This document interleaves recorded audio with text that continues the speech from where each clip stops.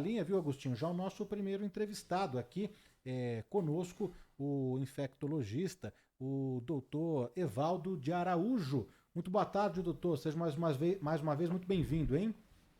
Boa tarde, Danilo. Boa tarde a todos. Doutor Evaldo, boa tarde para o senhor. Obrigado por atender mais uma vez. Espero que você tenha passado um Natal tranquilo, em paz, com a família, enfim, com saúde principalmente. Tomara que tenha sido assim. Agora, a gente volta desse descanso, no meu caso, eu tive esse descanso do Natal, tô voltando agora, mas algumas coisas não mudam, né? Não mudam há 2 anos também, né? Para falar bem a verdade. O governo continua jogando contra algumas atitudes que o mundo já consagrou. E agora a novidade é com relação à vacinação de crianças entre 5 e 11 anos. A Anvisa deu ok, mas o governo federal parece ter a deliberada intenção de criar empecilhos e dificultar. Estou errado na minha impressão ou o senhor também acha isso, doutor Evaldo? Não, Agostinho, boa tarde. Eu assino embaixo. Eu quero, inclusive, dizer mais, Agostinho. Nesse momento, eu voltei, como você, de um breve recesso de Natal. Estou atendendo num serviço privado onde eu atuo e conversava com a responsável pelo pronto-socorro infantil, que é uma médica pediatra bastante experiente, e ela dizia que nunca tinha visto o que ela está vendo agora, que é um pronto-socorro infantil absolutamente lotado de pacientes. Isto se repete em todos os serviços com quem você conversa, e essas crianças, elas estão sofrendo, supõe-se, de influenza. Mas eu digo supõe-se porque a outra grande possibilidade, a gente está começando a ver isso agora, inclusive na população adulta, é Covid crescendo e Covid Ômicron, que é a cepa que começa a circular no Brasil e que, no nosso entender, já está começando a decolar, alçar voo aqui no Brasil, né? E essas crianças não vacinadas, elas estão absolutamente expostas a tudo, e eu até me manifestei dessa maneira numa rede social. O termo que eu usei foi covardia, que eu acho que é uma covardia qualquer situação que a gente faça para postergar e retardar a vacina às crianças. E é uma covardia que pode virar até criminosa, porque crianças pagarão com a vida por conta disso, né? Então, é lamentável o que o Brasil está vivendo. Como você sabe, eu sou diretor da Sociedade Paulista de Infectologia. Nós até discutimos como é que a gente se posicionaria diante dessa possibilidade desse manifesto aí que foi aberto, da consulta pública, né, sobre a vacinação em crianças. E a gente tem uma posição que a gente não deve se manifestar nessa consulta pública, ou se manifesta tecnicamente e, ao mesmo tempo, se manifesta publicamente contrário a ela, porque é uma medida que é absolutamente extemporânea, inadequada, e que cria um obstáculo para quem precisa de proteção o quanto antes, porque os resultados disso tudo a gente já está sentindo na prática. Doutor, mas acho que tem uma bateção de cabeça aí, né? Porque hoje uma nota técnica da Secretaria Extraordinária de Enfrentamento à Covid, que é vinculado ao Ministério da Saúde, afirma que a vacina para crianças de 5 a 11 anos é segura. Posicionamento que é completamente contrário aí do entendimento do presidente Jair Bolsonaro e do próprio ministro da Saúde, do Marcelo Queiroga, né? Eu vejo isso com muita alegria, porque mostra que existem ainda ilhas de sensatez e de ligação com a ciência, não é? Então, uma nota, eu vi essa notícia, é uma nota importante, é uma manifestação importante. A gente só espera que quem assinou essa nota e quem se responsabilizou por ela continue podendo fazer um trabalho. Porque o muito pouco que o governo federal fez foi a fórceps, né? Precisaram alguns abnegados, pessoas de coragem, bater o pé, fazer com que o SUS continuasse o seu caminho histórico de bons serviços à saúde pública, porque se dependesse de chefes ou de determinadas pessoas dentro do Ministério da Saúde atual, isso não teria andado. Então eu vejo essa nota como um sinal de que ainda existem pessoas lúcidas e compromissadas com a vida no Ministério da Saúde, e torço para que elas lá continuem e possam fazer o que fizeram, porque já tem precedentes de quem tentou e não continuou, né? Está aí o caso da nossa colega Luana Araújo, que quando tentou fazer um bom trabalho, ela nem sequer esquentou a cadeira, né? Então, torcer para que essa secretária na Secretaria de Covid possa dar andamento àquilo que ela se manifestou publicamente, falando que a vacina é segura, que a vacina é necessária, efetiva e que precisa ser usada. Tomara que ela consiga ser ouvida e colocar em prática isso tudo. Agora o problema é que o estrago é sempre grande, né? Porque quando uma autoridade como o ministro da Saúde, né, que é um médico, isso é o que mais escandaliza. A gente vai terminar esse governo sem ter conseguido colocar no Ministério da Saúde alguém comprometido com a maior causa da humanidade dos últimos tempos. É inacreditável o que está acontecendo com esse ministro da Saúde que, além de tudo isso, agora defende que haja prescrição médica para a vacina. Quer dizer, o estrago que isso provoca na logística toda, no processo todo, é óbvio, mas é um estrago também na cabeça das pessoas, porque isso suscita dúvidas em pessoas que já têm dúvidas o suficiente, né? Já têm dúvidas enormes, né, doutor? Então, Agostinho, eu tive a oportunidade de acompanhar um trabalho de uma colega sua jornalista que foi no interior do Amazonas para avaliar isso. E foi exatamente o que se observou. Tem lugares com menos de 20% da população que tomou a primeira dose. E não é que falta vacina lá. O que chegou antes foi a desinformação. Então, as pessoas têm medo da vacina. Então, é um retrabalho que a gente tem que fazer, porque a gente tem o trabalho e o retrabalho. O retrabalho é desconstruir todo o mal que é feito e convencer as pessoas de que determinada política de saúde é boa, segura e efetiva. Então, esse exemplo do interior do Amazonas, ele mostra a capilaridade, a penetração que tem uma informação incorreta.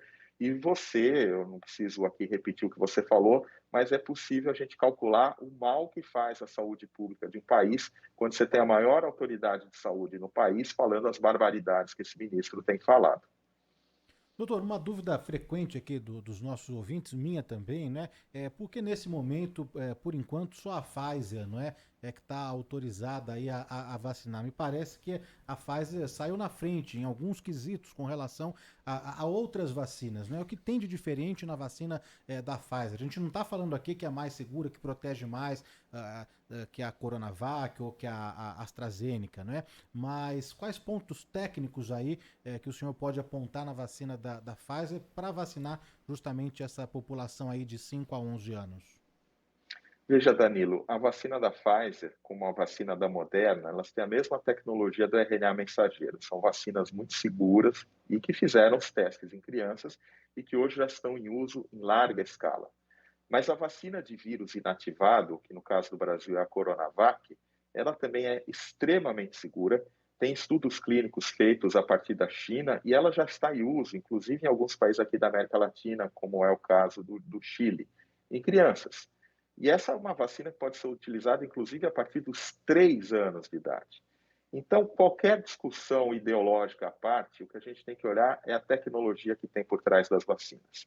E as tecnologias de RNA mensageiro e de vírus inativado já se consolidaram como tecnologias seguras. Diferença de uma e de outra. A tecnologia do RNA mensageiro, que no caso do Brasil é a Pfizer, ela é muito mais imunogênica, ela induz com muito mais intensidade a resposta imunológica e protege bastante, protege mais, inclusive, contra a infecção que a vacina de vírus inativado. Mas protege igualmente contra as formas graves. Então, já falando agora do vírus inativado, que é uma vacina também muito segura, pouco menos imunogênica, mas que é extremamente eficaz também na proteção contra as formas graves. Então, eu diria, eu não sei qual é o procedimento, o que faltou para que a gente tenha autorização também no Brasil da Coronavac, mas eu não vejo como médico nenhuma diferença. Tenho sobrinhos netos, daqui a pouco serei avô também, e não vejo nenhum problema, não veria em vacinar qualquer um dos meus relacionados diretamente, ou com Coronavac, ou com Pfizer, na dose e na apresentação pediátrica. Ambas vacinas seguras, ambas vacinas muito eficazes para a morte, e para evitar a morte e para evitar também as formas graves. Não sei se vocês me ouvem. Sim, estamos ouvindo sim. Pode continuar, Como eu doutor. diria, ambas vacinas muito eficazes para evitar morte e formas graves, e ambas vacinas muito seguras e que poderiam ser usadas de maneira indistinta desde que autorizadas. Nós estamos conversando aqui no Acontece, da Rádio Bandeirantes, com o Dr. Evaldo de Araújo, que é infectologista do HC e da Sociedade Paulista de Infectologia. Falando um pouquinho agora sobre gripe, não bastasse a Covid, né, doutor? Temos a gripe também aí. E aí, algumas coisas muito mal explicadas. Eu confesso que eu fiquei meio preocupado quando o governo de São Paulo resolveu doar imunizante para o Rio de Janeiro. Nada contra, nada contra, aliás, né? Tem que haver mesmo isso. Se o governo central não faz a parte dele, os estados têm que tentar resolver esses problemas. Só que aí faltou pra gente aqui, foi a impressão que eu tive, pelo menos. São Paulo agora adquiriu novos imunizantes contra o influenza, está vacinando, e o que nós ouvimos hoje do prefeito de São Paulo é que a ideia é estender essa vacinação contra a gripe, que está sendo feita em idosos e crianças de 6 meses a 5 anos, gestantes e mulheres que estão amamentando e que deram à luz também recentemente, ampliar esse espectro para vacinar toda a população, de um modo geral. Queria que o senhor falasse um pouco sobre isso. Por que essa gripe está causando tanta preocupação e tantas pessoas infectadas, doutor? Bom, eu acho que a vacinação contra a influenza, nessa altura do campeonato, e já sabendo que a cepa predominante é H3N2 Darwin, ela é desnecessária, ou ela é uma medida secundária, né? Não é uma prioridade. Porque, no máximo, que a gente vai ter é uma proteção cruzada, e isto não é o que vai fazer a diferença. Para fazer prevenção da influenza neste momento epidemiológico, com essa situação dessa cepa e dessa variante, o que nós precisamos é de máscara, distanciamento e medidas de higiene e medidas de etiqueta respiratória, aquilo que a gente vem falando ao longo de toda a pandemia. E em 2022, fica o aprendizado para quem negligenciou e vem negligenciando ao longo dos anos a vacina contra a gripe, que se vacine contra a gripe, porque em 2022 nós teremos contemplada na fórmula este tipo de vacina. Então, eu acho que a gente perde um tempo e energia com uma medida que eu considero secundária e não prioritária. Essa influenza circula neste momento por conta do relaxamento que houve das pessoas. Nós estamos voltando a circular com mais intensidade. Algumas pessoas já estão abandonando indevidamente o uso da máscara, e essa situação de grande circulação de pessoas com o abandono precoce e inadequado do uso de máscara, associado ao aparecimento dessa variante no segundo semestre de alta capacidade de transmissão e escape imunológico, resultou nesse período que a gente está vivendo, que tem uma tempestade perfeita. De um lado, influenza, do outro lado, Covid. Qual é o meu receio como infectologista e pessoa ligada à saúde pública? Que esta influenza sirva como uma grande distração. Enquanto a gente está aqui falando de influenza, nós não estamos falando da falta de teste, da falta de diagnóstico, da falta da totalização dos dados epidemiológicos do Brasil, graças a um apagão que inexplicável e que vem se prolongando com intermitência, uma hora melhor, outra hora volta, e a chegada da Ômicron. Então, é muito importante, Agostinho, Danilo, ouvintes, que a gente preste atenção no principal. E o principal nesse momento ainda é a Covid-19 e a chegada da Ômicron no Brasil, que neste momento dá sinais de que já está se expandindo com velocidade.